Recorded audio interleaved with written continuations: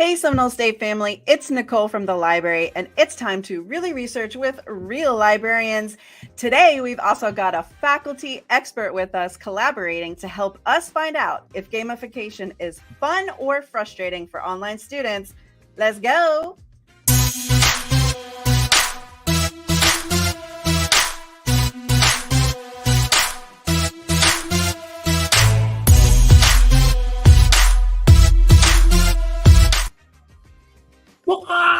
Hey! Yay! We're here. And we got Library Ross Martin over here. That's me. The other way. Man. The other way. I've got my mirroring on. That's why. And of course, Information Jason. Hi, everyone. Hello. And our awesome special guest today, Dr. Kate Kellen, professor of English and adjunct professor of education here at Seminole State College. So we are doing Research Rally. What is it called again? Research Live. Okay. I know it's all right. It keeps going. Okay. Where's my banners? All right. I'm out of practice. How long has it been since we last did this, fellas? 1 week. 1 week, Nicole. Less than a week, technically. Longer than that. Okay. So we have a welcome for our Seminole State family, of course. And Dr. Kate Kellen, I'm going to hand it over to you. Can you tell our audience a little bit more about yourself as a professor here at Seminole State College? Sure. Thanks, Nicole. I am Kate Kellen, and I have been an English professor here since I started as an adjunct in 2001. And I got involved early with teaching online, and I really enjoyed it. So I went and got a doctorate in educational technology. So I kind of have this duality. I'm an English teacher by day, and I also teach in the instructional design program here at Seminole State, which is for people who are studying to be teachers or existing teachers to learn how to design education specifically with technology. Yes, and we've got the website up here because, once again, as you said, the Seminole State has an instructional design technical certificate. So we definitely want to plug this because today we're talking and doing research about gamification, which is an element of instructional design. Now, Kate, before we get into researching, is gamification fun or frustrating? Can you give us a definition of instructional design? Sure. Instructional design is a fancy term for preparing to help other people build their knowledge. So you can instructionally design how you're going to do a presentation for a live speaking event. You can do instructional design for designing a lesson that you're doing with campers at a camp counseling or a vacation Bible school, or you can have instructional design where you make a whole course or textbook, a curriculum. So it really varies, and it can be in any modality that people are learning in. So sometimes people think instructional design is strictly online, but it's any way people are learning. You design that instruction purposefully. We call it instructional design.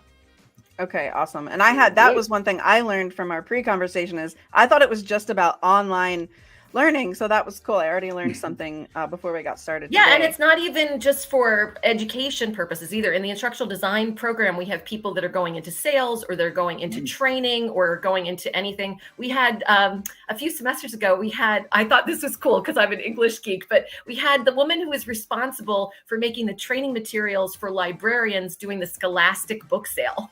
I felt that was very important.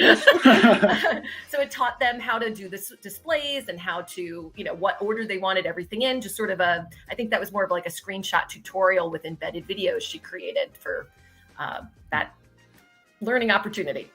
Cool.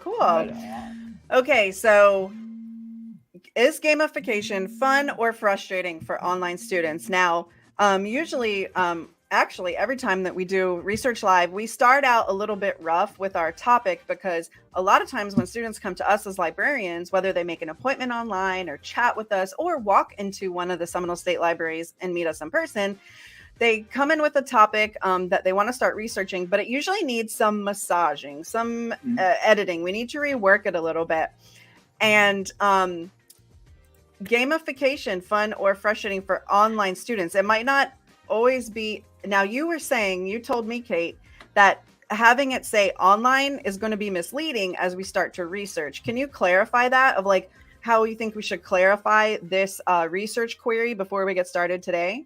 Sure, I'm happy to, Nicole. I love to boss people around.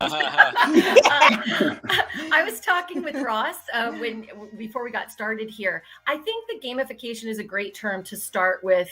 I really don't know anything, right? So if it's a term that's specialized in a field, it's used across business might use it.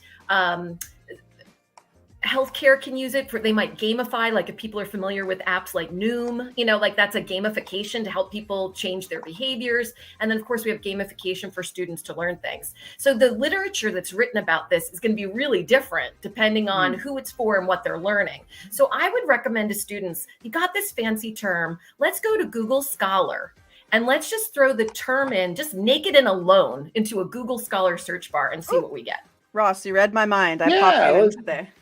So let's do exactly that, Kate. So I'm just going to throw in gamification into Google Scholar. And if you're not familiar with Google Scholar, it's a research tool, not too terribly dissimilar to the research databases we have through the library. Although what this is doing is taking citations and Google's trying to match them up with available sources. So I love it too. I think it's a great tool. So when we search here, I'm just going to start with gamification. Let's see what happens.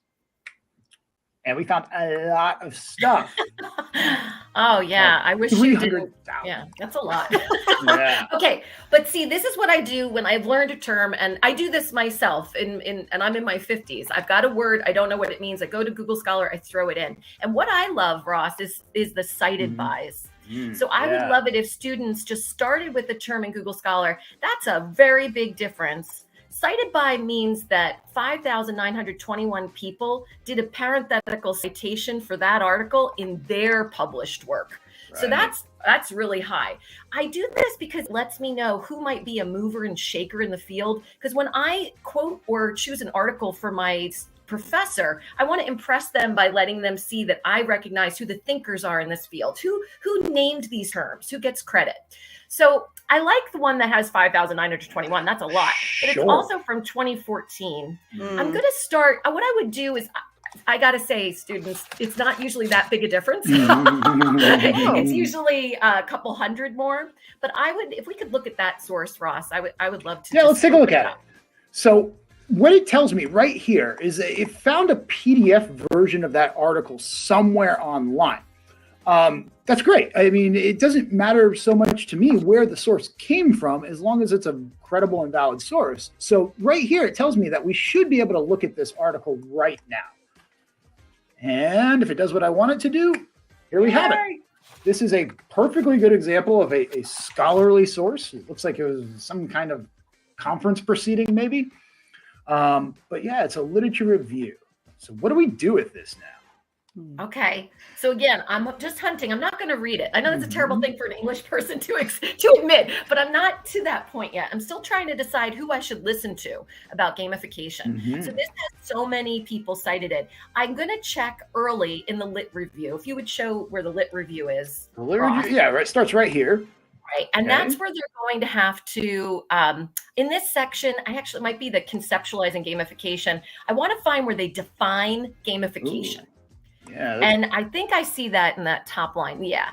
And so now right those numbers in the brackets tell me this isn't an MLA or APA. So it's not a parenthetical citation with the author's name, which I wish it was, then I'd be done. But yeah, it's these numbers. So then I'm going to go to the end and see who wrote 31 and 25.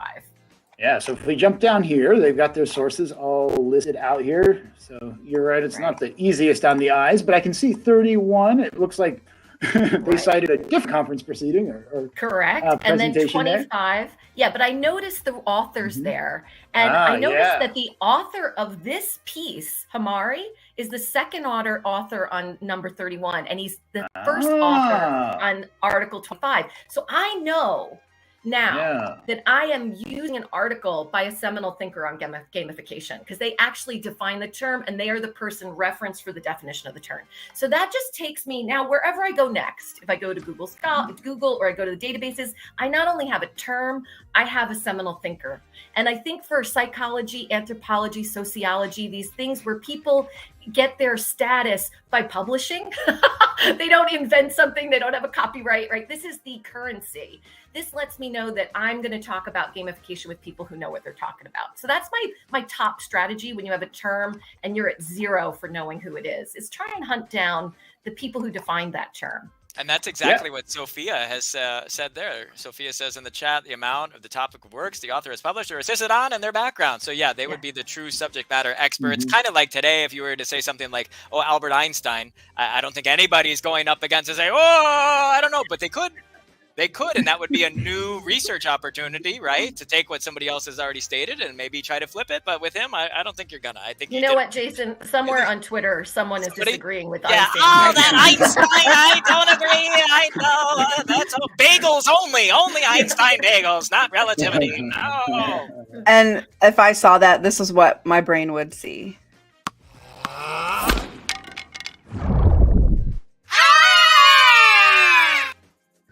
Took a tennis racket and smacked my brain up in there. It is. That's a brain smack. Yeah. All right, back to you, Ross. Back to you. Well, yeah, going down that same line of thinking, Kate, like I noticed that now, going back to that, I hadn't really paid attention to the author here. But I can see very clearly in that first source that they are listed as one of the principal authors there. And one of the cool things about Google Scholar is once you start identifying some of those names, is I could click on their name and they probably have some sort of research profile. They do. And then they start listing off all of their publications. That's right. For better or worse. Like sometimes this is a little overwhelming, but you can start to see where these researchers are aiming with their studies and what kind of work they really focus on.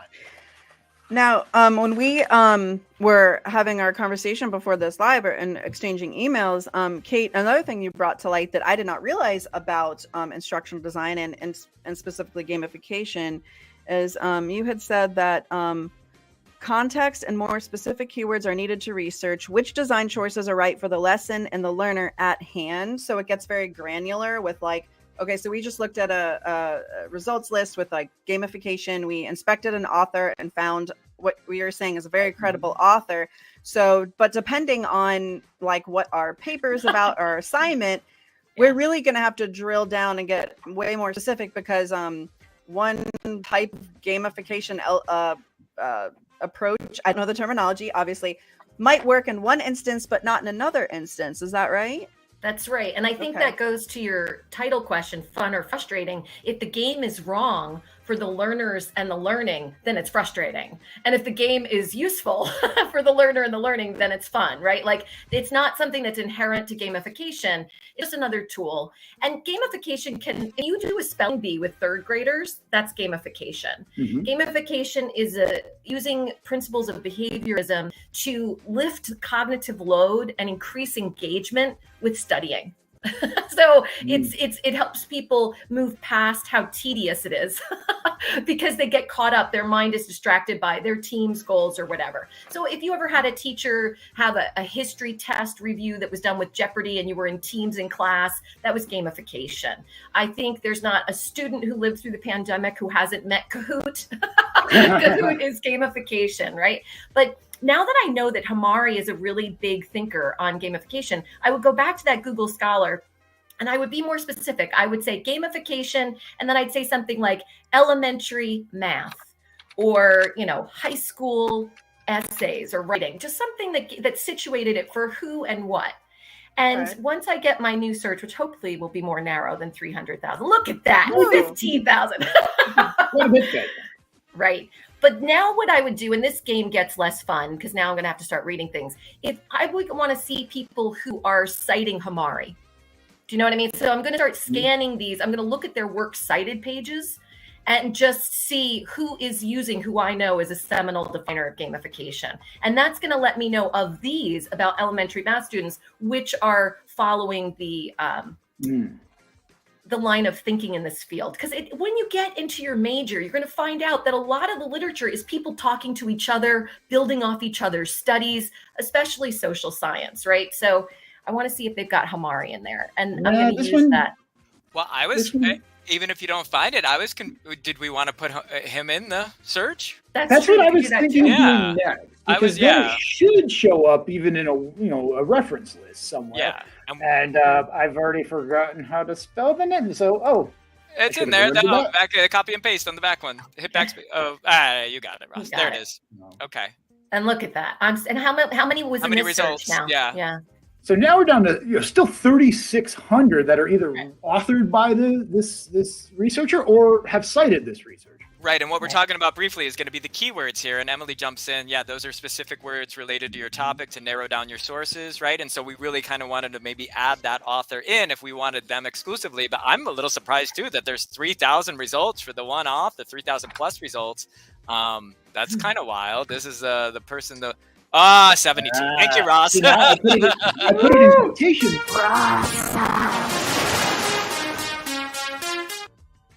Thank you, Ross. Ross is awesome. Yeah, so I mean that's a strategy there too, because we were specifically talking about elementary math, and the stuff that I was seeing didn't really seem like it was going specifically that direction. So I kind of forced my search to do that. But I think the results that it produced are much better than what we saw before, because I can definitely say that, oh yes, they're definitely citing my author. I can see it right there, supported by their research. So that's one way we could finesse this search a little bit and drill down a little deeper. Because I'm confident. Just seeing that result list, Ross, makes my teacher heart dance. Because when I get, oftentimes instructors will say, find an article on this topic that interests you and bring it back. And students are like, that interests me, ha ha ha, right? But part of what I'm looking for, are they able to sift through these huge mountains of stuff and find the stuff that's more valid? And this strategy would really, anything on the first 2 pages of this search is going to make your Seminole State teacher smile. Yeah, and you could see what we did there. We started with the one word, but we really didn't know. I mean, to Nicole's point, when you put in gamification, if one doesn't know, are we talking video games? Are we talking, what exactly did you mean? And then when we found a very a credible author, somebody who's written on the topic many times, we added them and we put in the chat, what are keywords? So you're kind of building like a string, like a keyword string, kind of like a train, right? You kind of have your lead, but that can change around each time depending on where the discovery goes. And that's the fun that Kate was talking about there. It's the fun of research, right?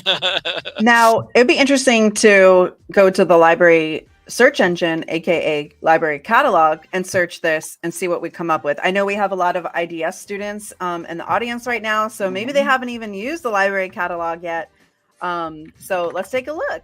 All right. Yeah, we could take a same kind of approach here, gamification, and maybe we'll throw in elementary. Let's try it. I have no idea what's going to happen when we do this, but that's the fun. And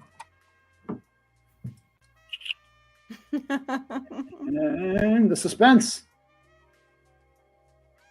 Primo's been acting a little bit. That's not bad. That's not bad. Well, it only found 3 specifically for elementary math. What about I was going to say, Ross, when you wrote mathematics, you were going to get more that were not in the United States, and that might be some of it. You can add U.S., but just getting rid of mathematics will probably change the search. We got one. Well, how about a wild card for math? So can't we add the asterisk to it and get rid of the quote? Then what do we got? We don't need that half quote there. So that brought us up to 30. But is it still in the same ballpark, though? I mean, and by the way, so that asterisk on the end, mathematics could be a whole thing, but if you just wanted math and then anything else, mathematicians, right? Thank you. So anything that had the combo of math as the prefix, as the beginning there, but anything related to what we're looking for, we can get results. That's great, but is it useful in our research? Well, they certainly are about elementary math. It would depend. This I guess would go back to the instructors or your search's concern, because when you're looking up things in education, it is global. And a lot of times the choices that you're able to make are restricted by your district. So it's great that someone did that in Indonesia, but it doesn't mean that you can do it. So maybe adding the restriction of what country you were studying can also maybe help you. It would depend on your assignment at this point, I guess. We could try things like that. I put it in the researcher's name again just to see what might show up. But now, this is not the end all be all, because Primo searches for things like in our databases, but it doesn't always, it's not going to show you everything. It's not comprehensive. It's not comprehensive. And at this point in the research, there you go. when you're doing your research, at this point, you kind of like you're getting up against a little bit of a wall, or it's getting a little frustrating. You need a little bit of a commercial break.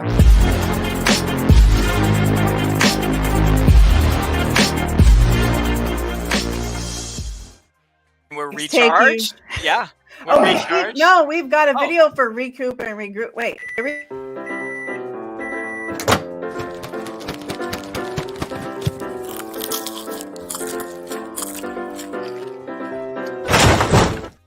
You get 10 seconds to recoup and regroup. Well done. Well done. All right. Okay, so are we here? The What number we're 2, doing. is that good? Relationship of user types. And by the way, let's take a look. There's a lot of authors on there. I asked a question earlier in the chat. What's a good way to do some evaluation? That looks pretty good. It is our researcher. Yeah, the date's current, right? And it is coming from an academic journal. It's got a volume number and an issue number we've talked about many times. And by the way, it's peer-reviewed and open access. You could see the little indicators on there. So as you're looking in your IDS 1107 classes there, you want to evaluate all of your sources always. And these are some of those measures that you can use to help, especially when you're looking at your Module 6 and your Module 7 for the IDS 1107 course. Now, to actually open this up, let's take that one, right? The relationship between user types. Okay, so you see that link, it says available online. If you click that, it should show you all the different ways you can see online. Actually, scroll down. Okay. Yeah, there it is. View online. You could pick one of these links. These are some of our different databases. Just a not a warning, that sounds ominous, but if you ever go into the search engine and find something that looks like something you want to use, but you cannot get to it this way, please chat 24/7 with a librarian, because sometimes we've even had instances this week where Primo was not actually letting people get access when it should, because we do own that item or have a subscription. So sometimes it's a matter of we just go straight into a database to get the thing. So don't be discouraged. We have 24/7 chat that will pop up at the bottom of the library website, or even when you're inside that library search engine.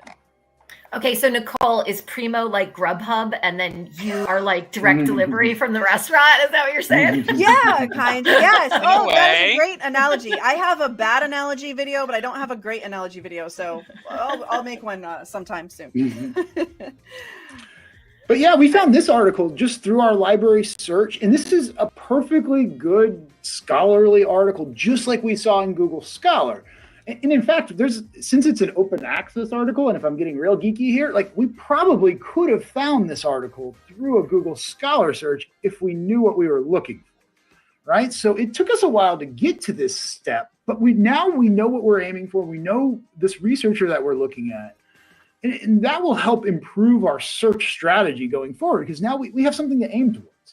You know, just for fun, could we just do a regular Google search on just gamification and contrast it to the Okay, and then when we do that, in the chat, everyone put in billions and millions of zeros. How many results do you think we're going to get? Now we're using the World Wide Web and we're using Google. Let's see, because before it was a little... Okay, what do we...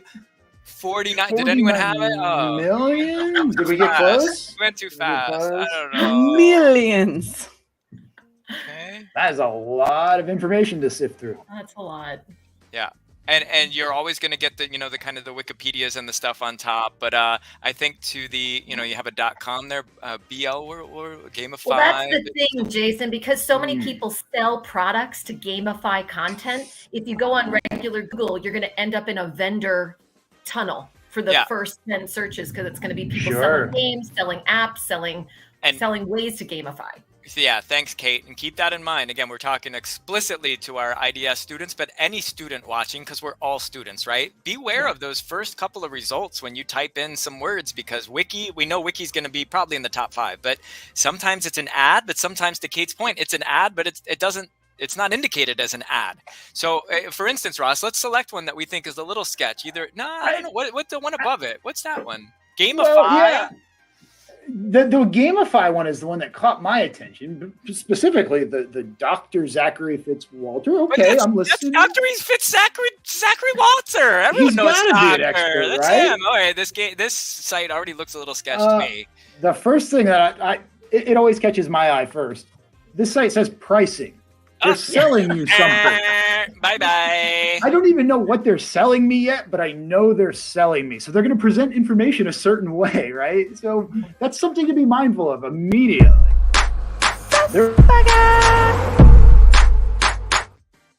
That is definitely sus-burger. That's sus. Don't when you're evaluating resources, my friends, and somebody had put in the chat earlier, .com is probably going to be the most difficult one to look at because anyone can buy a website or web domain rather and put on their stuff. Anytime you see numbers on there, that's going to be money numbers with a $sign. Bye-bye. We just saw 42 million other results. We don't need to go to this result. Okay? Yeah, I still don't know what they're selling me. Going through here. Yeah. Let's go to the other. So we've looked at this one. We're still doing the evaluation. Let's see. What was that? What's buy? Is it buy? What? I don't know what that is either. BI worldwide. Let's see. I love how all these students are calling out like actual names of databases and saying they've already gone on the library databases. Right. I love that. That makes my librarian heart flutter. Yeah. Application work. Oh, technology. So all these ones selling things are very pro gamification, and gamification is great in the correct circumstances, but like not everything is fun to gamify. Like you don't want to necessarily go on a quest on how to get through the human body by naming all the bones that takes 7 hours. Like that's not everyone's cup of tea, but a site that's selling you the software to build that quest is going to promise you that students are going to love it, right? So you kind of want to look at the literature that sees if students loved it rather than the one that's telling you that they will. Sure. And remember the contact us or the about us, it should always be available on these websites. Yeah. And I'm talking exactly for evaluation. When your professor says credible source, reliable source, and you come back and you go, well, it was on the internet. That's not going to fly at the college level. And so when you drill down, they have a mission. Okay, great. But what is the site? Who are the people? And ask yourself this, my friends, and everyone on the panel, who wrote this? Who wrote this information? BI gamification? Well, that's not a person. I can't go to dinner with BI gamification. I can't play Scrabble with BI gamification. That's not a real person. So where'd this come from, right? And when I used Google Scholar, I could say, well, they were cited by 5,921 people. So for arguing with your professor.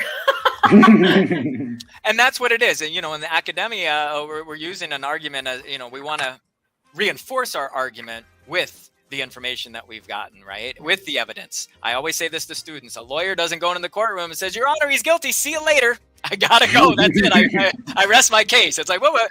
Are you sure? No evidence? No pictures? No video? No nothing? Do we want to go into a database and take a crack at finding something useful? Okay. Why don't we try JSTOR? That was a recommendation from Gabby. Sure, let's try. JSTOR has education stuff in it, right? It could be. It does have education different databases for different things, over 100 databases. And let's try JSTOR. Maybe let's see. It says right there, humanities, social sciences, and so on. It does contain education research in here. Yeah. Usually for your ENC classes, your English classes, you might be using this, or humanities. Gamification. Let's see what happens. Okay, Primo, it's like Grubhub. Brought that one back. It is. That was a great analogy. Yeah, that's good. All right, so we got 40 results. You might mess up your order. Brief adventure, mathematical. What's the date on that? 2016? 2016. But now, Kate, you said that dates for instructional design is not so important to have like a it very. It really depends, Nicole. Like it depends on what you want. Because if you want to use gamification for like a spelling bee, the year wouldn't matter at all. But if you wanted to use gamification for a Second Life quest, do you know what I mean? Like it depends. If it involves technology, I would like it to be more recent because I don't want to find out how to use a software that's expired.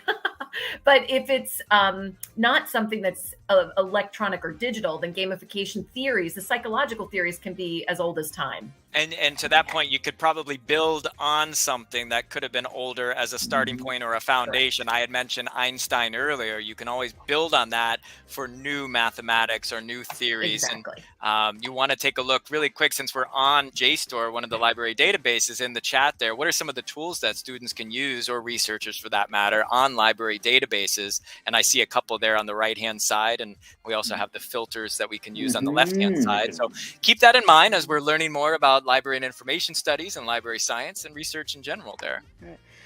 Kate, is there anything that we didn't go over that you think is an important note for students? The only thing I would say is I like JSTOR and I think it's great, but I would go back and choose a subject on the database and see if education is a choice and see what the library would direct me to. Yeah. There you go. Yeah, because JSTOR is a great tool for the right jobs, right? Like one of the limitations of JSTOR is they don't do current research. I mean, I think there's like almost nothing in there within the last few years. So yeah, I mean, you kind of limit yourself there. But when we're looking at some of these other education databases, Education Source is really good. I'm quite fond of that one. ERIC is kind of a gold standard in education research. Yeah. Let's try either one of those. Yeah, let's try it. And as we're getting to that, Ross, a couple of students are given, you can use the citation buttons on library databases. You can check, triple check, two things. Double, triple check that it's the format you're looking for. Sometimes it goes APA first, and sometimes it goes MLA. It's 1159. You just go really quick and put it in your paper. That's the wrong one. And also take a look too, saving different databases. Yes, you can save. You can always come back. That's very good. You can email yourself, print it out, and then Rolando, you can find evidence to cite any writing materials. Very good. So keep that in mind. That's another perk, and you can see on the right-hand side here the tools of using library databases. All right, how did we do with ERIC here? Gamification and math. You see Ross did a Boolean search there. We added gamification and math. Yeah, and then the database actually knew what I meant when I said math, so it was able to match up with mathematics and stuff. I didn't do tremendously well here, partially because I don't see a lot on gamification here in general. So I don't even know that it's such a problem with our specific topic. This may not be the strongest way to approach this one. I mean, that might tell me immediately, let's go check out that Education Source database. So, yeah, let's try that one. Let's try it one more, and then we'll button it up here, and we'll make sure everyone gets their credit. And here in Orlando, Sanford Lake Mary campus, I hear some thunder outside. And that's not my stomach. That's not my stomach rumbling. That's a thunderstorm or something. All right, what do we got here? We're going back. I'm going to run the same exact search, and instead of 10, I got 27 this time. There we go. And my guess is these are mostly going to be unique publications. So another way you can look at this is it's often worth it to look at more than one tool, right? Because then you can get a more comprehensive picture of the research that's out there. So I think I'm pretty happy with this pool right here. I mean, I'm seeing current stuff. I'm seeing stuff that seems like it's on the right topics. Gamification's pretty well defined here. So yeah, I think I'd be happy with this. All right, and then you just click on the title. Same thing as the last thing, one. And You'll get all your options again. You can access the source over here where it says full text. And keeps in mind too, Ross, if you scroll up just a smidge, you're looking at the evaluation, right? One of the ways is you have not just one author, two authors. One of the authors has their email address, and they work at FSU, which is the greatest university in the history of all time. But this allows you to have the conversation with the professor, right, with the author, and that is very important, especially in this day and age where people hide behind Twitter or people, like that. You want to talk to me about what I wrote? Here's my email address. That is a good sign. There's also the subject headings you can use as well. And remember, on the right-hand side of the database listings are going to have your tools, your citation button, your print, your OneDrive, and so on and so forth. So keep that in mind as you're creating your learning path or your sort of game plan. And state something in the chat. We're wrapping up this show. What did you learn today? What did you learn? Yeah. I'm going to pop this back on the instructional design certificate. Dr. Kellen, can you tell us, for some students that might be maybe interested in this field, my understanding is it's a growing field, but what are some of the reasons students might want to check out the instructional design certificate if they're going into, like, what types of students usually go for that certificate? Well, it is a really nice thing you add onto your AS degree if you're going into education. It's 5 courses that show that you can specialize in designing the content and the lesson. Because sometimes the younger you go, like if you're working with preschool students, the curriculum is usually given to you, like maybe it's Head Start or it's Montessori, and you just use that curriculum. But as you move up in education, designing the instruction yourself is a skill that you're showcasing if you've got that instructional design certificate. So you're not just a practitioner with the kids, but you're also one of the designers for how they can learn what they're going to learn. So it can be a nice thing to add to your CV when you're looking for jobs. Nice. Ooh. Well, I think we're about to wrap it up. So thank you so much, Dr. Kellen, for joining us. Yeah, thanks for hanging with us. It's been Thank a pleasure. you for having me. And thank you to all of our Seminole State family for watching live or on the replay. If you enjoy what you're seeing and you love librarians and teaching faculty, then like, share, subscribe. We post lots of different stuff. We have lots of tutorial videos to help you out. And if you need help researching, once again, 24/7, where is the URL? We can be reached on chat. Okay, so librarians are here to help you.